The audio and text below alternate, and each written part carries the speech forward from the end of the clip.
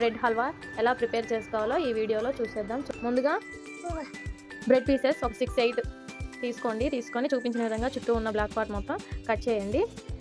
ఈ విధంగా అన్నీ కట్ చేసుకొని పక్కకు పెట్టుకోవాలి. అలాగే బాదం పప్పు, జీడిపప్పు, కిస్మిస్లు కూడా తీసుకోవాలి. తయారీ విధానం: ముందుగా స్టవ్ ఆన్ చేసుకొని కడాయి పెట్టుకొని కడాయిలో 2 టేబుల్ స్పూన్స్ గీ తీసుకోవాలి, లేదా ఆయిల్ అయినా తీసుకోవచ్చు. ఆయిల్ హీట్ అయ్యాక బాదం పప్పు, జీడిపప్పు వేసుకొని మంచిగా గోల్డెన్ కలర్ వచ్చేంత వరకు ఫ్రై చేసుకోవాలి ఫ్రెండ్స్. ఈ విధంగా గోల్డెన్ కలర్ వచ్చాక కిస్మిస్ కూడా వేసుకొని ఒకసారి కలుపుకొని కిస్మిస్ కూడా ఫ్రై అయ్యాక ఒక ప్లేట్లోకి అయితే తీసుకోవాలి ఫ్రెండ్స్. తర్వాత అదే కళాయిలో 2 table spoons oil, 1 table spoon నెయ్యి వేసి హీట్ అయ్యాక మనం పక్కకు పెట్టుకున్న బ్రెడ్ పీసెస్ను కొన్ని వేసుకొని మంచిగా గోల్డెన్ కలర్ వచ్చేంత వరకు అటు ఇటు కదుపుతూ మంచిగా ఫ్రై చేసుకోవాలి ఫ్రెండ్స్. అన్నీ ఇదే విధంగా మంచిగా ఫ్రై చేసుకున్నాను ఫ్రెండ్స్.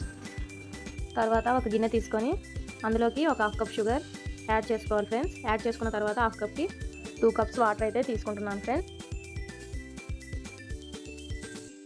షుగర్ ఈ విధంగా మంచిగా కరగాలి. కరిగాక కొద్దిసేపు ఈ విధంగా మరుగుతున్న టైంలో మనం మంచిగా ఫ్రై చేసుకున్న బ్రెడ్ పీసెస్ని అయితే ఈ మిశ్రమంలోకి యాడ్ చేసుకోవాలి.